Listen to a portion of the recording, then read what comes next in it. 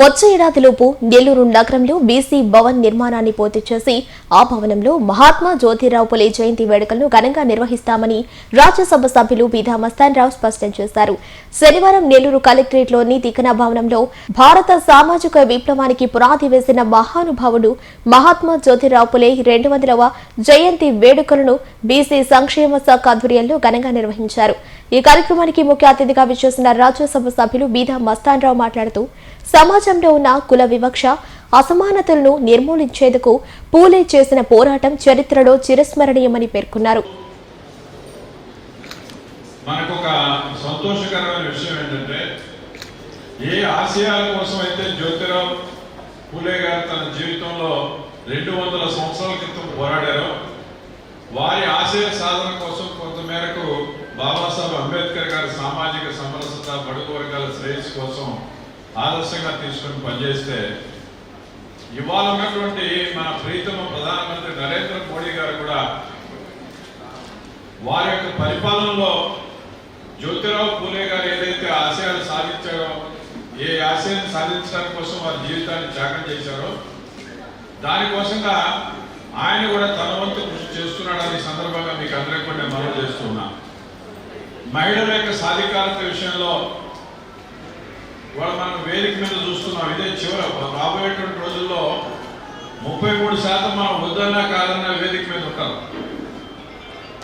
నరేంద్ర మోడీ గారు అలాంటి ఒక చారిత్రాత్మకమైనటువంటి నిర్ణయం తీసుకొని అమలు చేసినటువంటి క్రమంలో పార్లమెంట్ కూడా చట్టం చేయబోతుంది. ఆల్రెడీ చట్టం చేశారు. దానికి రాజ్యాంగ సొబకులు కూరడానికి కోసం 16-17 తారీఖులుగా మన రాజ్యసభ సభ్యుల అందరి సమక్షంలో కూడా ఆ కార్యక్రమం కూడా నెరవేరుతుంది.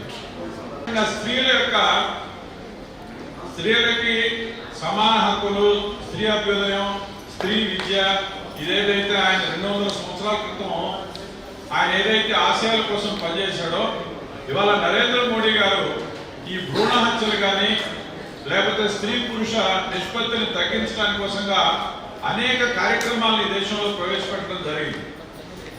సామాజిక సమరసత విషయంలో పూర్తిగా మేము అందరం కట్టుబడి ఉన్నాం.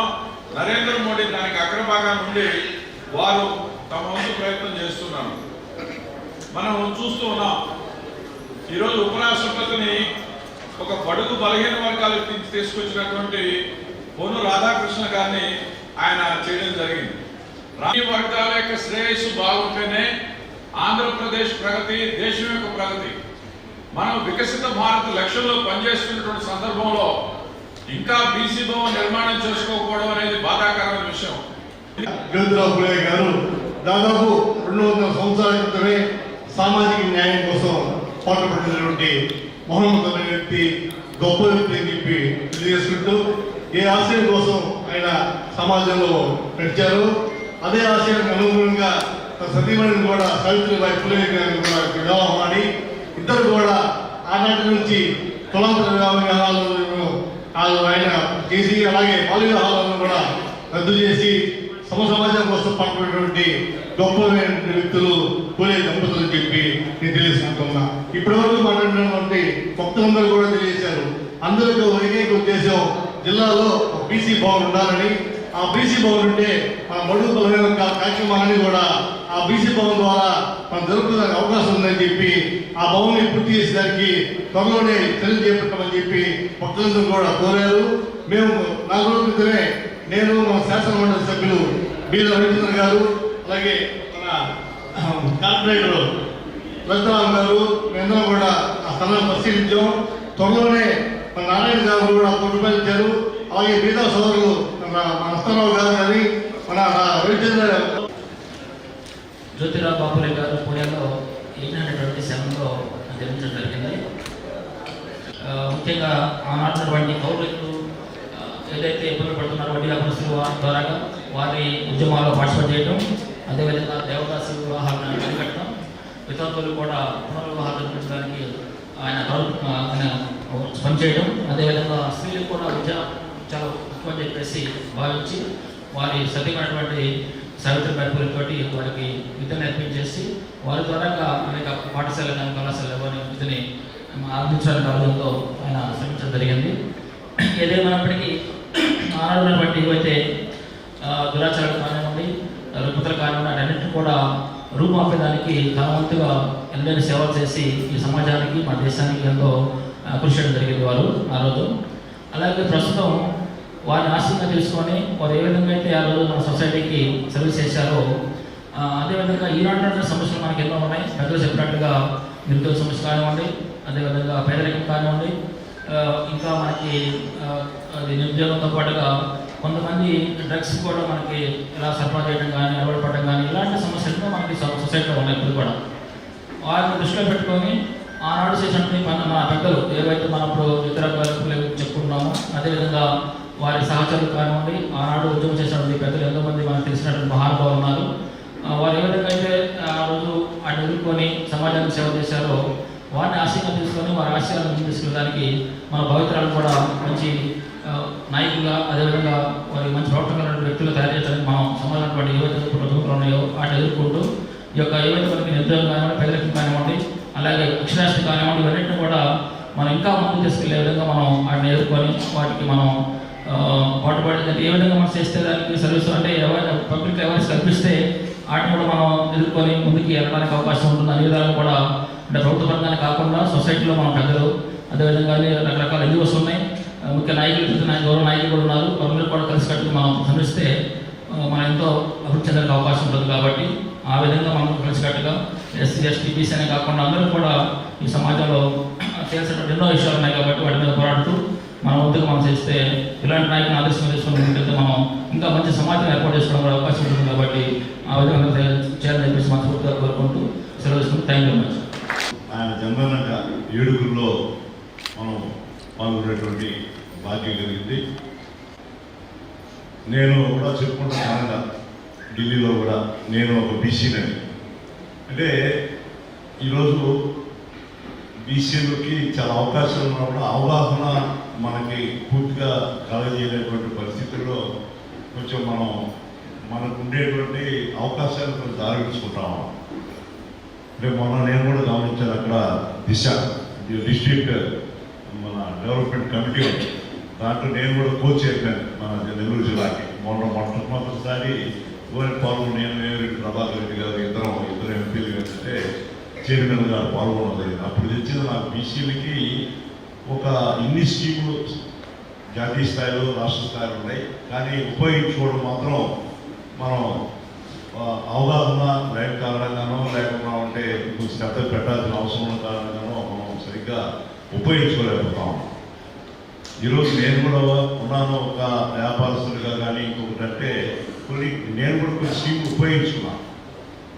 అందువల్ల ఈ మధ్యన బిఎంఆర్ ట్రస్ట్ ద్వారా ఆంటర్ప్రెన్యూర్షిప్ బీసీల కోసం, ముఖ్యంగా బీసీ సోదరుల కోసం ఒక 4-3 సంవత్సరాలు పెట్టారు కోవిడ్ తర్వాత. కానీ కొన్ని బ్యాంకులు వాళ్ళు సరైనటువంటి సహకారం లేక ఆ స్కీములు అమలు కానటువంటి పరిస్థితులు ఉన్నాయి. కానీ ఈసారి ఒక పకడ్బందీగా, అప్పుడు ఢిల్లీలో నేను దాంట్లో ఎంఎస్ఎంఈ పార్లమెంట్ కమిటీ మెంబర్ కూడా, ఓబీసీ కూడా, అదర్ బ్యాక్వర్డ్ కమ్యూనిటీస్ యొక్క పార్లమెంట్ ఎలక్టెడ్ కమిటీలో కూడా నేను సభ్యుడిగా ఉన్నాను. దాని ద్వారా ఏమిటంటే సరే చాలా విషయాలు అవగాహన వచ్చినాయి, ఎక్కడెక్కడ స్కీములు ఉన్నాయి, ఆ స్కీముల్ని ఉపయోగించుకోకుండా. ఉదాహరణ మన డైరీ డెవలప్మెంట్ దాంట్లో నేను కన్సల్టేటివ్ కమిటీ మెంబర్ పార్లమెంట్ దాంట్లో 29,000 కోట్ల రూపాయలు నిధులు ఉండేది. మినిస్టర్ గారు అందరం అక్కడ సెక్రటరీలు, ఐఏఎస్ ఆఫీసర్లు అందరూ అంటే కొన్ని అడిగాం, ఎవరెవరికి ఏ రాష్ట్రానికి ఎంత పోయింది ఏమిటంటే సరైనటువంటి సమాధానం. ఎంత ఖర్చు పెట్టినా 29,000 కోట్ల రూపాయలు ఇంత నిధులు కేటాయించారు కదా అంటే ఎవరిదంతా సరైన సమాధానం రాష్ట్ర మంత్రి గారు చూపించి చేసుకొని మీకు రాతపూర్వకంగా మీకు ఎంపీ గారు తెలియజేస్తాము, వాడు ఏదో దాన్ని మీరు అడగతారని అనుకోలేదు ఆ ప్రశ్న అని చెప్పి. ఈ విధంగా చాలా స్కీములు ఉన్నాయి, కానీ అమలైనటువంటి పరిస్థితి లేదు. బీసీ భవన్ మన నెల్లూరు నడిపొట్టున అది 2019లో నేను ఉన్నాను, శంకుస్థాపన చేసినప్పుడు కొల్లు రవీంద్ర గారు బీసీ మినిస్టర్, మన లక్ష్మీనాయుడు గారు, వారందరూ కలిసి మేము సోదరు రవిచంద్ర, ఇద్దరు బీసీ నాయకులు అందరం కలిసి శంకుస్థాపన చేశాం. తర్వాత 70 లక్షలు కూడా ఖర్చు పెట్టి పునాదుల వరకు వేసాం. కానీ అయ్యా పునాదులుగా మిగిలిపోవడం, ఇందాక ఒక సోదరుడు చెప్పినట్టుగా దాని శిలాఫలకాలు కూడా అది కనపడకుండా పోయేటువంటి పరిస్థితి ఏర్పడదు. కానీ ఈరోజు మీరందరూ అడిగిన విధంగా బీసీ నాయకులందరూ కూడా శాతంలో సపోర్ట్ 54%, అంటే బీసీ సంఖ్య 54% ఉన్నారంటే మన ప్రధాన డిమాండ్గా కూడా ఆ వైపుగా మేము కూడా ఇది జంతర్ మంతర్ ఢిల్లీలో కానీ పార్లమెంటు సాక్షి కానీ మా వంతు కృషి చేస్తామని తెలియజేసుకుంటా ఉన్నాం. మన బీసీలకి ఈ ఇన్కమ్ లిమిట్ 8 లక్షల రూపాయలు పైబడితే వాళ్ళు కొన్నింటికి అర్హులుగా ఉన్నారు. కొంచెం కాంపిటేటివ్ ఎగ్జామ్స్లో కానీ కొంచెం అందువల్ల ఏంటంటే 8 లక్షలు ఇప్పుడు 15 సంవత్సరాల క్రితం పెట్టినటువంటి సీలింగ్ అది ఇప్పుడు 12 లక్షల వరకు ఇన్కమ్ ట్యాక్సే లేదు. అంటే 12 లక్షలు కూడా ఇప్పుడు ట్యాక్స్ కట్టాల్సినటువంటి పరిస్థితి లేనప్పుడు దాన్ని 8 లక్షల నుంచి 20 లక్షలు కనీసం ఆ బీసీలకి ఒక అర్హత కోసం దాన్ని పెట్టాలని ఇప్పుడు కోరడం జరిగింది పార్లమెంట్లో. నేను మన కృష్ణన్న అందరం కూడా తెలియజేసుకుంటా ఉన్నాం. డాక్టర్ బాబాసాహెబ్ అంబేద్కర్కి భారతరత్న అవార్డు ఇవ్వడం జరిగింది. చాలా సంతోషం. ఆయన నిజంగా దానికి అర్హులు, ఇవ్వడం ఆలస్యమైనా కూడా ఇవ్వడం చాలా సంతోషించారు. అదేవిధంగా జ్యోతిరావు పూలే గారికి కూడా మహాత్మా అనేది ప్రజలు ఇచ్చిన బిరుదు.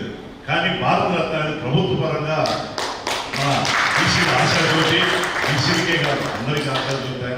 ఆయన లేకపోతే సమానత్వం ఆయన ఆ రోజే ఆయన భార్యని ఆయన విద్యావంతురాలు చేసి ఆయన ద్వారా ఎన్నో సంఘ సేవా కార్యక్రమాలు చేయడం, విద్య ద్వారానే సమానత్వం వస్తుంది అని చెప్పి కూడా ఆ రోజు అందరికీ చెప్పి ఈరోజు మనం అందరం ఒక ఉన్నామంటే హ్యాపీగా ఉన్నామంటే దానికి కారణం విద్య. లేకపోతే మన పల్లెల్లో ఏదో ఇది పిసుకుంటా మట్టి పిసుకుంటా ఉండేవాడు.